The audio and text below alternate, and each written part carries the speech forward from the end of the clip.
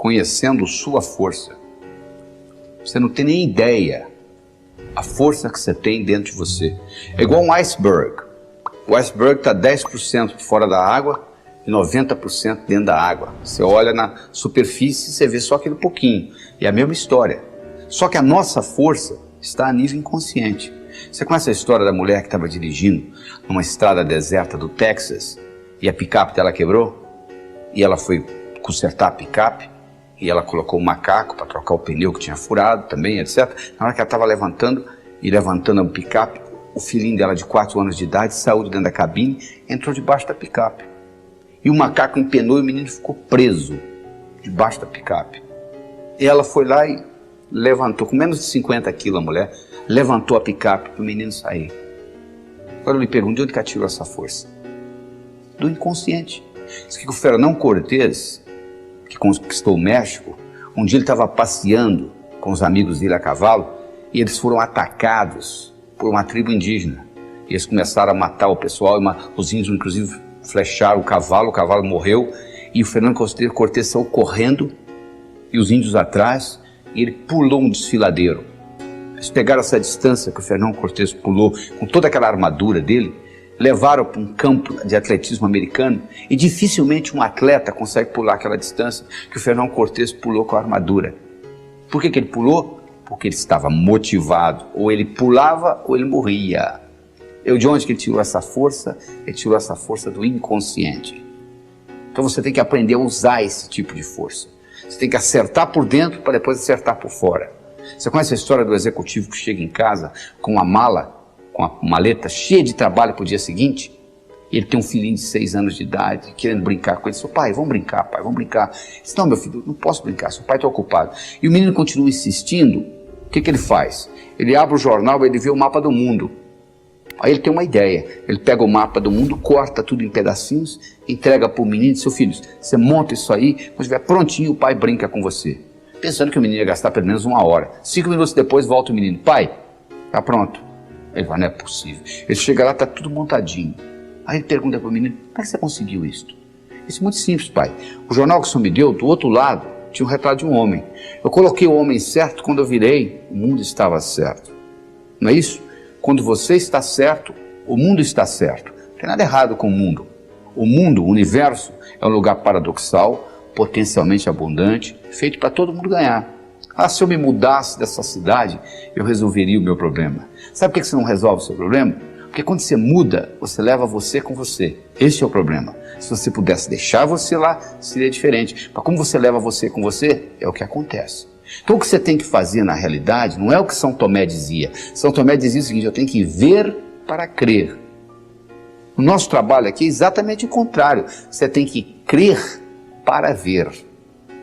Porque se você tiver que ver para crer, você vai estar sempre comendo poeira de alguém. As grandes descobertas, as grandes invenções do mundo ocorreram exatamente o contrário. Pessoas que acreditaram e manifestaram.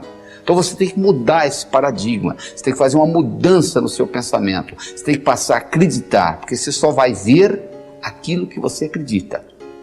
Então para você mudar isso e passar a acreditar em coisas que você não acreditava antes, você tem que mudar o seu modo de pensar. Você tem que começar a excluir coisas da sua vida e você tem que começar a incluir novas coisas. Porque se você não excluir, não tem lugar para incluir. Você imagina no seu guarda-roupa, por exemplo. Você quer comprar roupa nova, você já tem um guarda-roupa cheio, o único jeito de você colocar roupa nova é você tirar as roupas velhas. Não é verdade? Você conhece a história do sujeito que quer ser mestre, e ele vai no mestre Zen e se apresenta como discípulo, e ele começa a conversar com o mestre Zen, e o mestre pergunta, você quer chá? Ele começa a servir chá para ele, ele coloca a xícara, e o mestre Zen vai enchendo a xícara, vai enchendo, começa a transbordar, e o discípulo não aguenta, seu mestre, será que o senhor não vê que está tornando? Ele falou, exatamente, será que você não está vendo que a sua mente já está cheia? Você já chegou aqui transbordando, não existe lugar para o meu conhecimento. Então, o indivíduo às vezes anda com a mente transbordando de conhecimentos inúteis, que você deve excluir. Você tem que mudar as crenças, você tem que incorporar coisas novas, você tem que concentrar nas suas qualidades e não nos seus pontos fracos. Você imagina um sujeito com 1,50 m querendo jogar basquete. Não dá, né? Você imagina um sujeito com 2,20 m querendo ser jockey? Não tem jeito, o cavalo nem sairia do lugar. Então, para você começar a mudar esse processo, para você entrar em contato com essa força dentro de você, você tem que começar a descobrir quais são os seus talentos, quais são as suas qualidades, quais são as 5 principais qualidades que você tem. Você já escreveu alguma vez? Porque é importante, não é só você pensar, não. Descobriu-se recentemente que, o que os antigos já sabiam, que se você escrever, codifica de uma forma muito mais forte no seu cérebro. Então eu recomendo que você faça um exercício de casa, faça uma tarefa de escrever as suas 10 qualidades. Você pode escrever qualidades que você já tem e gostaria de aumentar, ou qualidades que você não tem e gostaria de incorporar. Porque à medida que você faz isso, à medida que você entra em contato com essas suas qualidades, o que vai acontecer é que você vai conhecer cada vez mais essa força que existe dentro de você. E o segredo não é você se comparar com os outros, é você se comparar com você mesmo e acompanhar a sua evolução. Porque se você começa a se comparar com os outros, sempre vai ter alguém mais bonito que você, sempre vai ter alguém mais forte que você, sempre vai ter alguém mais jovem do que você, sempre vai ter alguém mais rico do que você. Então você vai estar sempre frustrado. Agora, se você compara você com você mesmo e acompanha a sua evolução, isso serve de estímulo para você continuar evoluindo.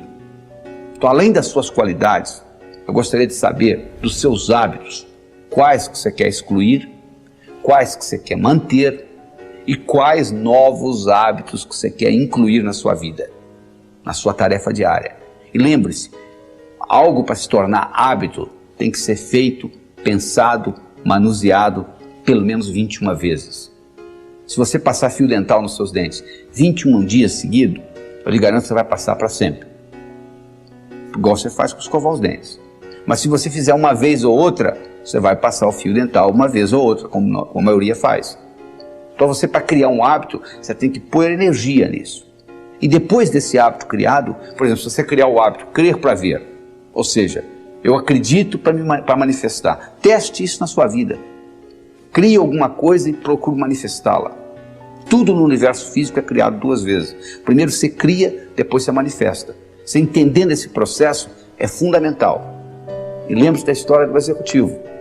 Se você está certo, o mundo está certo. Até lá.